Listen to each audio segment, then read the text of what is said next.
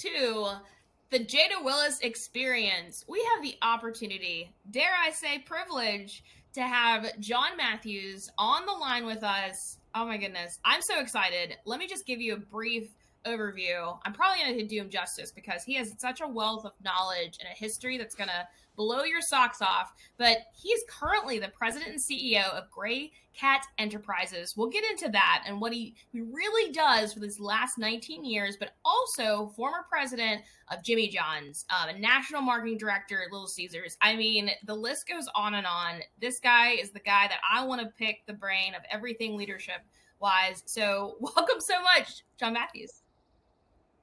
Hey, thank you very much. I feel I should just walk off the stage right now. I don't think I'm going to be any higher than that. It really is an opportunity and a privilege because you've held some titles, you've held some seats, but you also now are president and CEO of Gray Cat Enterprises. And just like, tell us about that. What do you do every day? What do I do every day? I don't know. I try to work on my golf game though. When I started this in 2004, I just said, what gets me excited? And I identified, areas that get me excited. I like to do a lot of public speaking. I like to do a lot of project management. I like to get involved in developing content. When I had some of those big roles in my corporate, career, I felt like I was just one big administrator. I just went from meeting to meeting to meeting and told people what to do. I was a big puppet master. And I have some projects that I kind of assumed that role as an outside interim executive, but I really enjoy doing the content. I like having a project that's asked of me, and I have to kind of dig into the detail, and I have to come up with the solutions. And I always cringe when someone says I'm a management consultant because it's got such a, a bad connotation to it. But I'm going to create something and put it into a nice folder, and you're going to put it on the shelf and never look at it. I'm more of an operations guy. Give me a project, let me fill a gap for you. You don't have someone to run a division. In the interim, I can go and run that division. You don't have someone who's got, nothing to do during their day job, and you want me to run that project, I can run that project. And that's what makes it kind of fun. I like that. You're starting from a place of, hey, what are you really passionate about? And then obviously leveraging your background of being in these C-suite roles. I mean, you just seem like the hands-on guy, though. You don't seem like the meeting-to-meeting type of guy. So what does it look like whenever you you go in and you maybe tackle a project?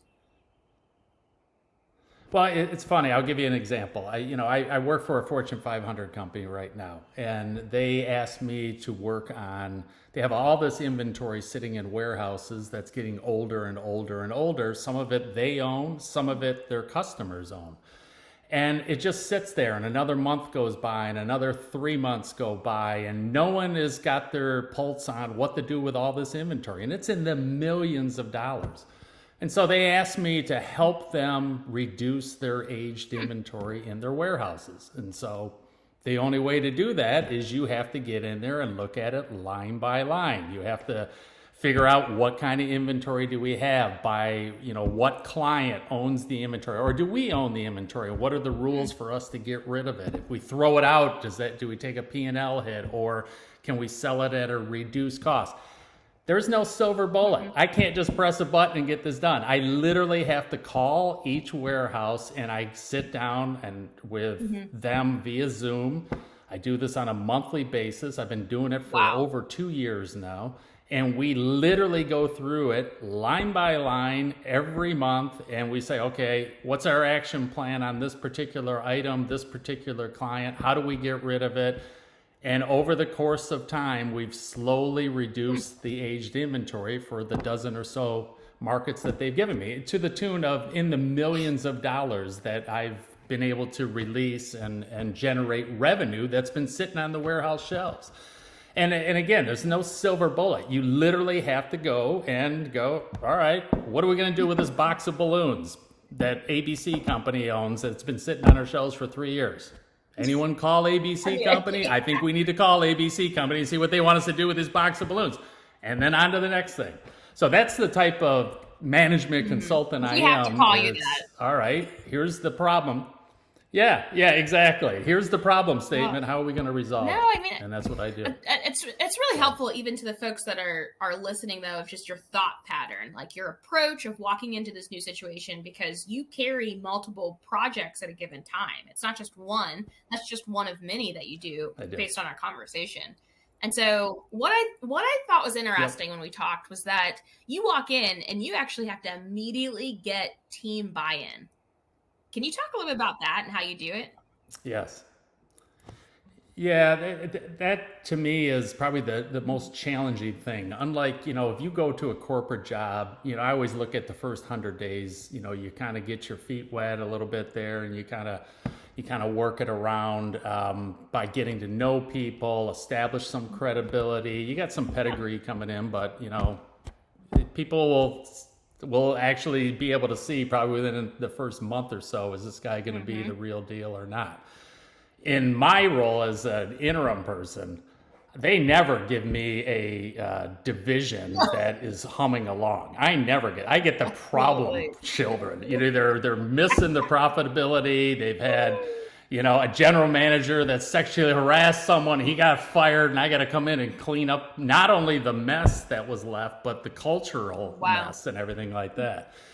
And so I always come in as a guy that, I say that you people are smarter than I am in your roles. I'm not here to learn your roles as well as you. I'm here to understand your roles so I can maybe connect the dots for you with other divisions. I'm going to empower you to do your jobs. And my job is to kind of look at it collectively, see where there's opportunities for us, get you involved in making the decisions along the way. And hopefully over the course of the next, month, 2 months, 2 years, some of these have gone on for 3 years. You're going to learn what you should be thinking about in managing the business. And I'm hopefully going to give you enough rope that you can do your job, because you don't want me micromanaging you. You guys are all smart people. You just kind of figure it out, and I'm there to guide it any way I can. So I try to come in with a very collaborative approach, but also a very directive approach. Like, if you don't know your sales numbers, I got to figure out a way that you know your sales numbers. If you're not controlling cost over here, I've got to make it apparent that we have to control cost, and I have to get your buy-in to that. So it's a series of kind of collaborative messages that I give, but I also give them the real message that I'm not going to be here full time. I'm not going to be here for, the rest of my career. You guys have to own your success here, and they generally embrace that. One thing that I hear is that you give them the level of responsibility and the authority and ownership. Like all of those pieces, it's absolute gold for the right employees, right? The right leaders. When you get the wrong leader, that's also a good way that it will show that leader will start popping its head. So I don't envy you from that regard. I think it sounds like it's a fun job that you have, but getting the team buy-in, especially whenever you don't necessarily know what they've been going through day to day, you haven't been there, you're not going to be there. I can't imagine, but your approach is the absolute right approach. Collaborative meets, more directive. So what happens when it doesn't go well? So what does that look like? Well, fortunately, it generally goes well because it's kind of hard to argue it. For instance, in a lot of the people that I've worked with, they know this because I almost have it tattooed on my forehead, is don't go to John with noise. And that's what I call noise. So if you're walking past me in the hallway and all you do is you bitch about something and you don't have a solution to that bitch, to me, that's just noise. That's like, all right, I can bitch too. We're not going to solve anything. But if you walk past me and say, you know what, I think we should start our day at 9 o'clock. And the reason why we should start our day at 9 o'clock, John, is A, B, and C. Okay, let me think through that. Does it make sense for us to start at 9 o'clock? But if all you do is you walk past me and go, God, I hate starting at 9 o'clock. I don't know why we start at 9 o'clock, and you keep on walking past me, That doesn't help me. Noise. That's just noise going past my ears. I'm not I even like that. listening Let's to write a you book at that about point. that. Like So that. yeah, yeah. So if you come to me and you want, like for instance, this one division, I was asked to lead 35 Okay. employees in this division, multi-million-dollar division. And they were complaining about the org chart. They had an original org chart. The previous general manager changed it 6 months prior. They said it isn't working. And I go, all right, and you are assigned to putting together the org chart. I want you to go to every other team. I want to get their insights. You present it to me in 2 weeks. If it makes sense, I will present it to my client. And if they agree, we'll change the org chart. I'm not going to do it. You guys, you know all the personalities. I don't know the personalities. I don't know the areas that conflict with one another or the areas that cross over.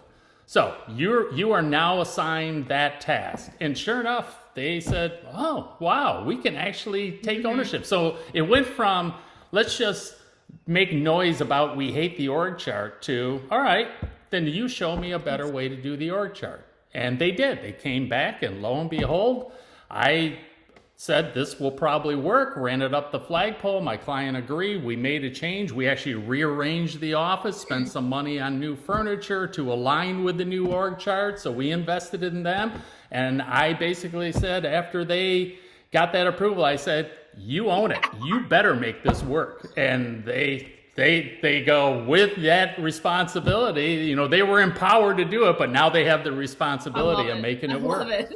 And So, I mean, yeah. but it's kind of the advice that we would give any leader, actually any employee at any level. How about when you're coming to the next in charge, even a peer, how about you come not with the noise, but also with a solution attached to it? I mean, but how is that even adding value Absolutely. if you're just showing Yep. up with the noise?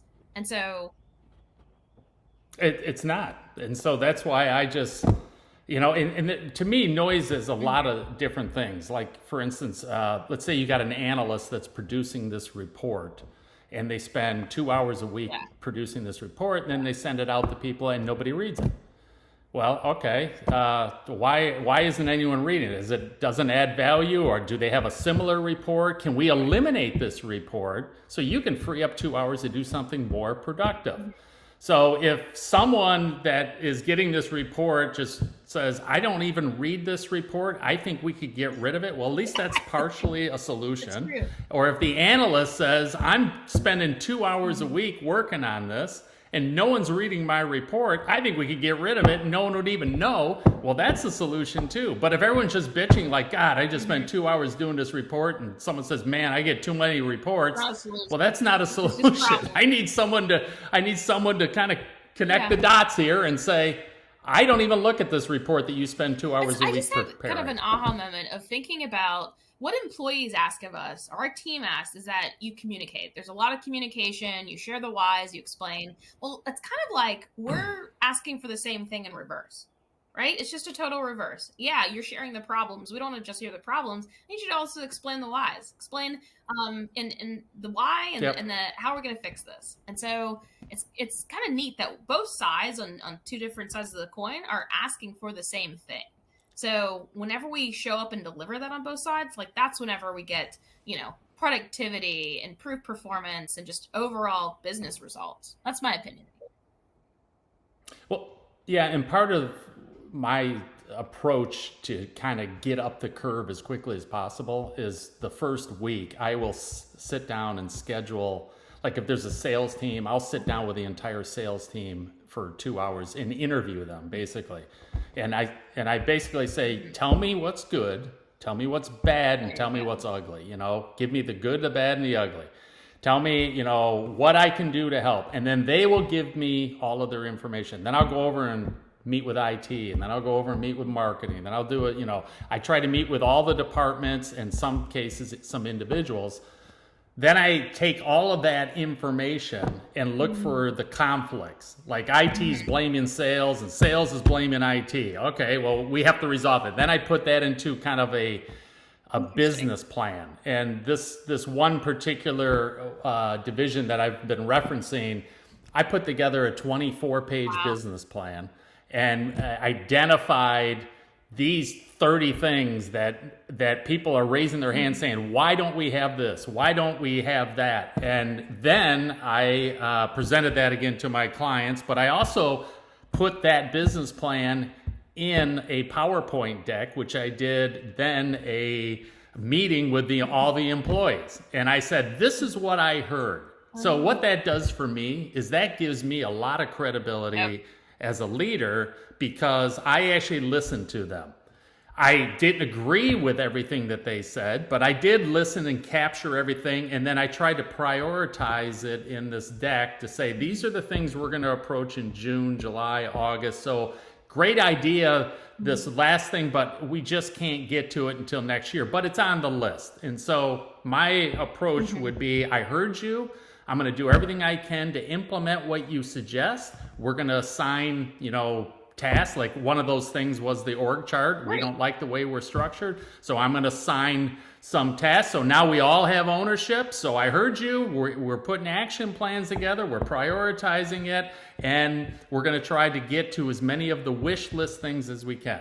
And all of a sudden you start to see people kind of go, wow, people are listening to me and people are, I have a voice here and now I have the responsibility of my voice Ooh, and I I am like that. empowered to, and then all of a sudden, they get engaged, and then I'm also a big believer on sharing the P&L results because anyone can throw out ideas, but if they don't understand whether we're making money or not, or they don't understand the financial ramifications, well, hell, anyone can throw out an idea Exactly. because there's no skin in the game. So, I started sharing the P&L and I said, you guys all want raises. We didn't even make money last month. How can we give you raises? I'm surprised I'm not laying people off. And then all of a sudden they just sit there and kind of go, oh, okay, I'm not going to push that lever. And again, and then the next month we started to make money and so on and so forth. So I'm more of a realist on a lot of this transparent. stuff. And to me, Yeah. it's engaged. Yeah. Transparent, engage the people, get them excited about coming to work, give them responsibility. If they want responsibility, I'll give it to them. But they own it at that point. To me, it's like, great. I don't have to worry about putting the org chart together and pissing people off. You guys do You're it. allowing them to show up So- and contribute. But what was the thing that you said in regards to the responsibility with the voice? There was a piece. It was really good. I'm going to go back and listen to it. Yeah, it was really good. Well, you just have to roll it back. So, no, with that, with a voice Absolutely. comes responsibility. And so if you want to voice your opinion, then you should be ready to take the responsibility for backing that opinion up. Like, I want to do this. Okay, then you're assigned to it. Exactly. Congratulations. How can you also contribute to And it? the- No, So- I think what you've Yeah. done was able to kind of list out really how do you go in, even as we don't want to say the MC word, but management consultant. How do you go in, even a turnaround specialist?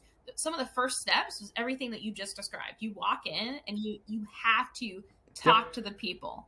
Right? You have to interview, you have to figure out what's going on. But I love that you're able to then step back and then look at what's conflicting here. What are the overlaps? And then present it to the client. Make a plan, of course, on how you're going to contribute to that. Yeah. But that's so helpful. Well, yeah, and the challenge is that you're not always sure if everyone's giving you the real skinny.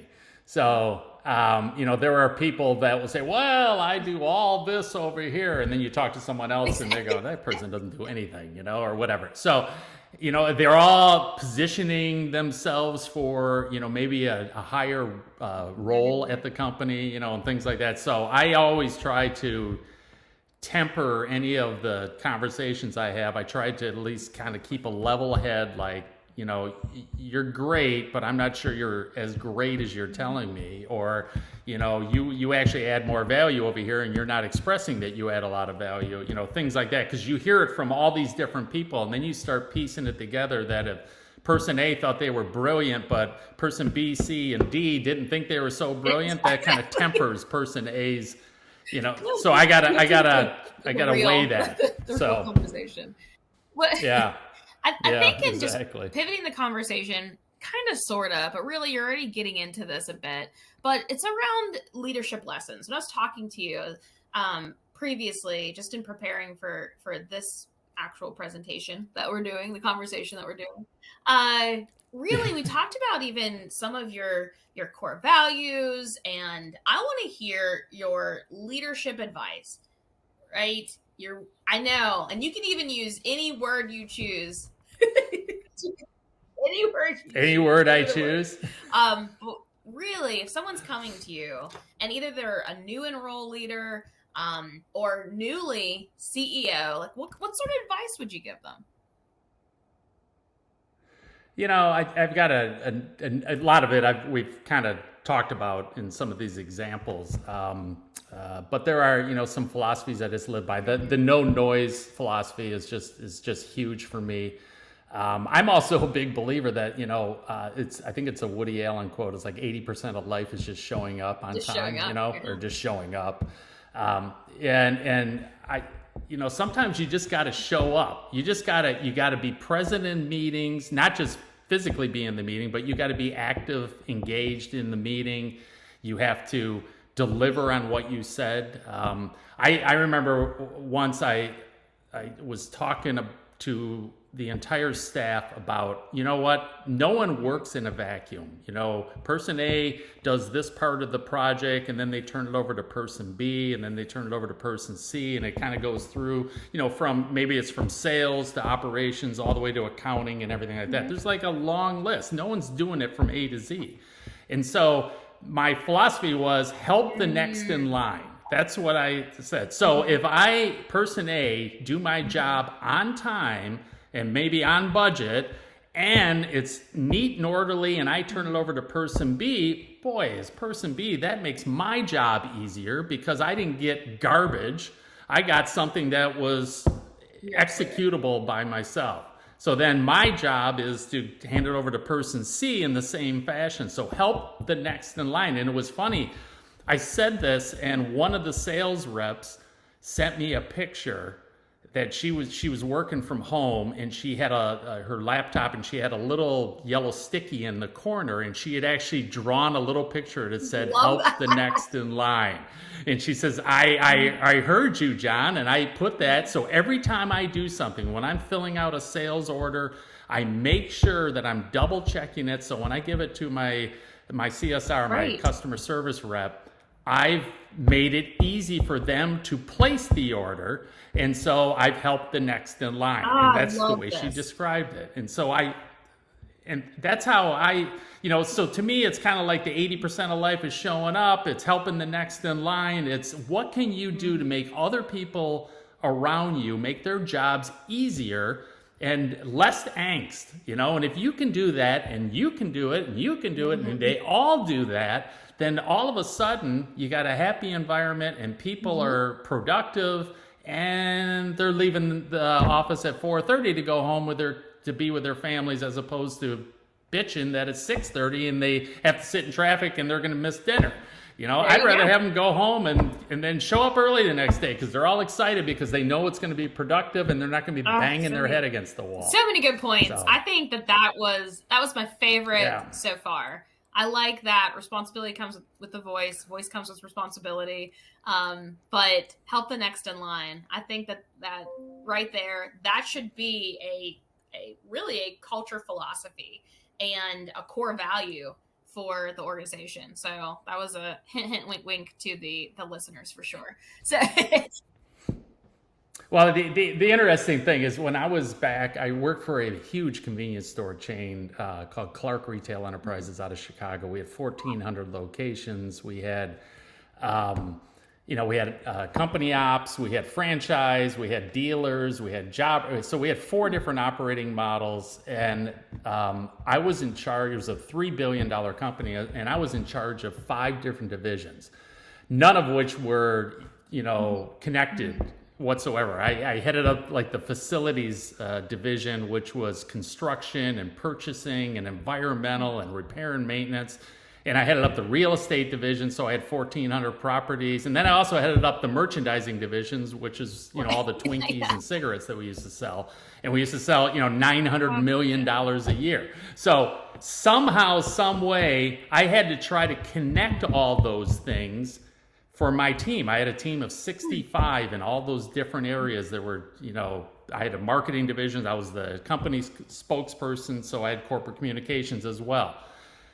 So my job, again, to make sure that if we're planning a grand opening at a location or a anniversary or so, that we don't have the marketing people running out there at the exact same time that the environmental people are tearing up the tank at the store, okay? So that doesn't help the environmental people, and it doesn't help the marketing people. So I try to get these non-connective departments to talk to one another so they would at least be aware that, we shouldn't be doing a grand opening or an anniversary at a store that we're not renegotiating a new lease at, okay? If we're going to get out of the store in a month, then why are we doing this? So you should probably talk to the real estate people. Or if we got an environmental issue, let's not have an event at an environmental issue, things along those lines. So I think that's where I kind of learned that help the next in line is just, be cognizant that you're not the only guy that's working,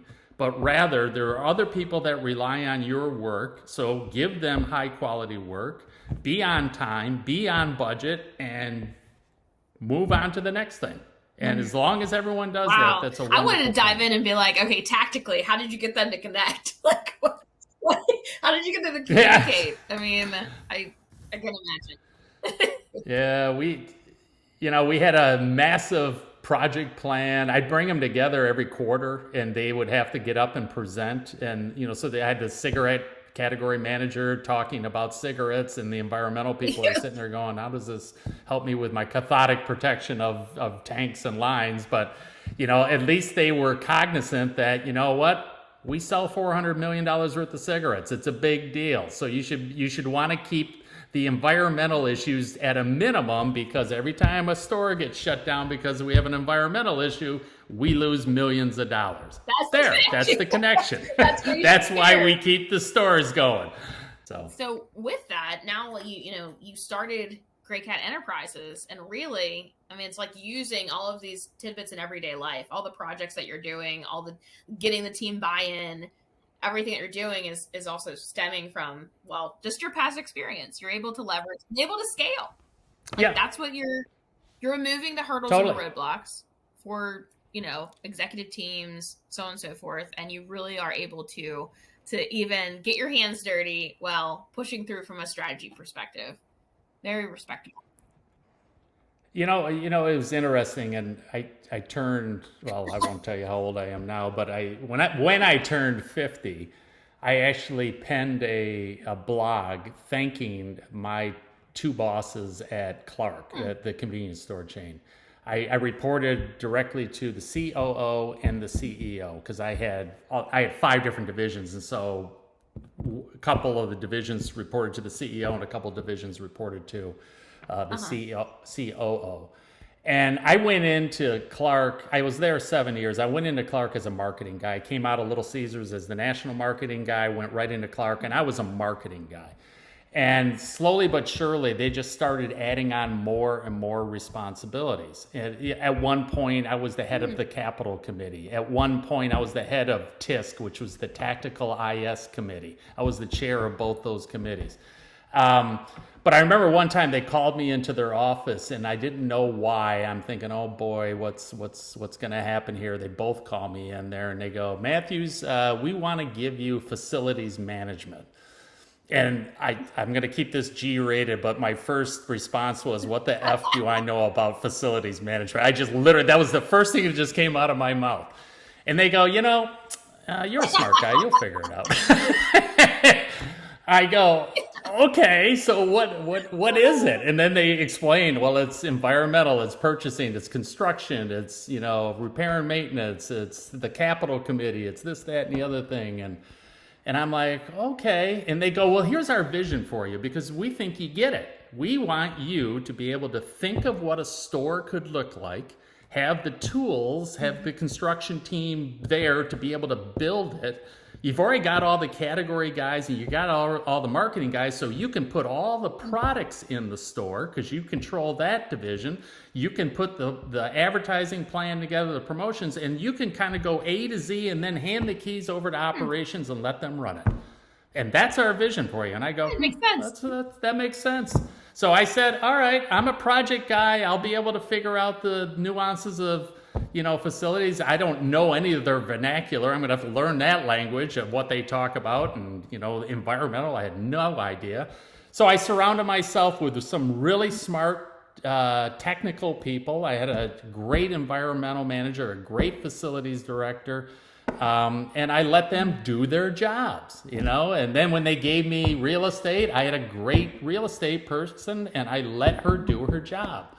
And so when I turned 50, I wrote a blog and I thanked these two guys saying, you two basically gave me an MBA without having to pay for it. And I actually got paid to get my MBA because you pushed me into the abyss. I mean, you said, you go out to do facilities, Mr. Marketing Guy, and you go out and do this. And then I did operations and then all of this stuff. So what I do today for Gray Cat, I got all of that experience and confidence basically because of, John and Brandon pushing me at Clark. So I wrote them both a note thanking them for being such an influence on my career. So, yeah, I stay in touch with John and Brandon, probably every quarter. So Fantastic. We touch base. So and some of the things I love that we gotta thank and look back, but it's really like also that's what you're doing is helping the next person in line. Back to even your whole theory here, but. Yeah. That's the thing. A lot of leaders get hung up and they stop and they're like, what? I got to take on more responsibility? And they want to talk about, well, am I getting paid X amount of dollars? And I totally get that. My very first HR position was paid in chicken wings and mashed potatoes. Okay. Like I seriously did not get paid, but I knew that experience was only going to help me, in the end. Right. And then worst case scenario, I had chicken wings and mashed potatoes. So it's a win-win. But, from your standpoint, I mean, like that's a leadership lesson in itself, is that you took the challenge and you're like, hey, I don't know if you envisioned Gray Cat Enterprises at that point, but at the same point in time, you were able to manage all of these, major projects and people simultaneously. Well, it's kind of interesting. I was born in Michigan. I grew up in Michigan, and a lot of my high school buddies still live in Michigan. They've never left the state. I left in 1985. I moved to Denver, Colorado, and I learned that once I moved out of state, moving out of state again is not a big deal. So then I moved from Denver to Chicago, and I lived in Chicago for a couple of decades, and then I got tired of Chicago and I moved to Raleigh, where I am today. So I've been in 4 different states. And if push came to shove, I really love Raleigh, but if push came to shove, I could move to 5 different more states. Yeah. It really doesn't matter, because once you get used to going out into the abyss, it's okay. There isn't, you're gonna. So when they gave me facilities, I'm like, oh wow. And then once I got my 6 months underneath me, and I go, facilities is nothing more than just connecting, from A to B to C. It's very linear. It's how my brain works anyways. I'm more of a facilities guy than I am a creative marketing guy. So I'm going, this is actually probably better suited for my skill set anyways. And then when they said, we want you to take over real estate, I'm like, yeah, whatever, add another one. I don't care. Oh, you want me to do the capital committee? Oh, sure, I'll do that. Hey, the IT committee, who cares? To me, it's like, I've already been out there. I've already moved 4 times. This is not a big deal. So now that plays very nicely into what I do at Gray Cat, because I've had probably, 30 or 40 different clients over the 19 years. A lot of mine are long-term. And I'm in industries I didn't even think. I sold a technology company because I went through the sale of, Clark a couple of times, and I learned the process. And so some guy hired me to represent him, and I wrote the offering memorandum and sold the company. And I sold 4 different companies at Gray Cat. And so Some of them are retail, Nice. some of them are technology. I'm working in a B. My biggest account right now, or client that I've had the longest, is Nice. in business to business. Has nothing to do with retail. It has nothing to do with restaurants. Has nothing to do with, I don't know, with convenience stores. It's business to business, and it's a Fortune 500 company. I'm like, Exactly. okay, I can do this. So, Even yeah, exactly. whatever. But you've proven yourself time and again with all these other clients. But I mean, even to yourself, what you've also proven is that, hey, I'm just gonna jump in there and figure it out. I'm gonna learn. And Yeah, that's yeah. It's kind of like what my boss says. John's a smart guy. He'll figure it out. So I remember that. Okay. Hey, they I was told like, me I was that's your smart. I think I affirmation. should be I'm able a to figure smart this guy. out. We'll figure it out. There you go. So I don't know. To me, I'm a puzzle guy. I like to get all the pieces and try to figure out an improved way of managing a process or a system. And I'm currently running 3 major projects at my client, the Fortune 500 company, because I've run 7 of their divisions for them over the years. Wow. And they just kind of plug and play me wherever, and I just try to get to the end line with all of these projects, and then they give me more. So cool. So there's just a lack of a better term for it. That's just really, really cool. Now, the one thing that we did talk about, so we are wrapping up our time right now, but I want to just leave our listeners with this, because you're kind of a productivity genius. I mean, and people can assume that just in hearing how much you balance and, oh my goodness, does this guy have a life? You think in all kinds of things, but like, oh my goodness. And we don't have time for you to dump all your productivity wisdom, but if you could give one piece of advice on balancing so many different projects and priorities at one time, what would you say to our listeners? Own your calendar. That is it. It's I set my calendar up back pre-pandemic. I used to travel a ton. I used to travel almost 200,000 miles a year. So I would lay out my calendar at least a quarter in advance, and I would lay out all my trips with all my clients. And before my clients would even think about the meetings that they would want to have with me, or maybe it's a status check on a project that I'm working on or something like that, I would dictate that calendar to them. I'd say, I am going to finish this project on February the 15th. I will be in Billings, Montana on the 22nd. I will have meetings here, and I would own that calendar. It takes a ton of stress off of me. I already know all of my deadlines because I'm setting it up a quarter in advance. I just did this with my biggest client now. I set all my meetings with them all the way through the end of September. I did that 2 weeks ago.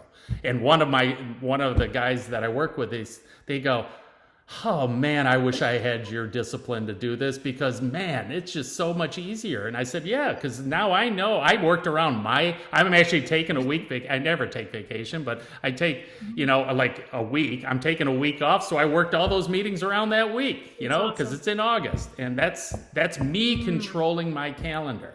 So if you want to have balance in your life and productivity in your life, control your calendar. And you dictate to your clients, to your employees, to whomever, when and what the meetings are going to be and when are they going to take place. And you'll find that it just takes a ton of stress off. This has been so helpful. Like, listening to this, I just want you to know, like, the level of value from this content that you've been able to share in 40 minutes is, this is everyone's like leadership 101. This is the MBA right here. Okay, just listen a couple times to John Matthews for like 40 minutes. That's fine. You can learn everything you need to know. But thank you so much for being on the show. It means so much to me. But I want folks to be able to contact you if they want to reach out, pick your brain, hire you, spend the day, all those things. So how do folks reach out to you? Well, a couple ways. You can email me directly, john.matthews@graycatenterprises.com, and it's GRAY. If you want to go to my website, you can reach me through my website as well, and that's graycatenterprises.com. I will point out on my website, I just launched something which I think would be interesting, especially if you're a retailer out there. I have something called the Gray Cat Learning Series. on my website, and you can actually attend online courses that I've put out there. I've got 11 out there. I've got a 12th one that will be out there in July. One's on, how to save pennies in your P&L. One's how to do local store marketing, how to put together a corporate communications plan, project management or capital management. There's 12 or 11 different courses that are live right now. They're 25 to 50 minutes long. You're going to get a bunch of ideas out of it, so don't get afraid by the $99 course charge, but that's what it is. It's pretty cheap, and there's some tools that you can download. I also have 3 books that I've written that you can get with these courses, or buy those on Amazon.